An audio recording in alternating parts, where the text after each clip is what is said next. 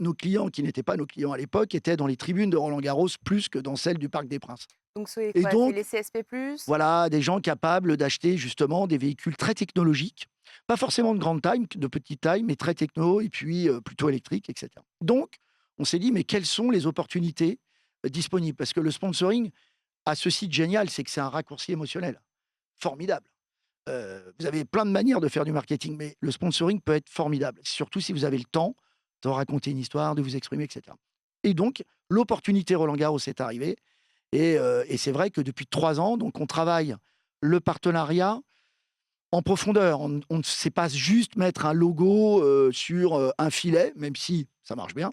C'est pas seulement électrifier la flotte du tournoi, même si ça marche bien. Aujourd'hui, on a 88% de véhicules électrifiés. Il y a 3 ans, c'était 63.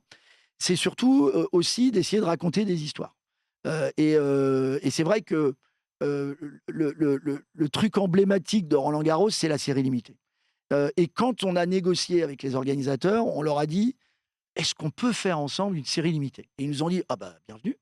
Et on s'est dit: «Bon, bah, écoutez, pour moi, c'est clair. La première, ce sera, la Renault 5 et puis, si ça marche, on en fera une autre plus petite, si ça arrive un jour et voilà».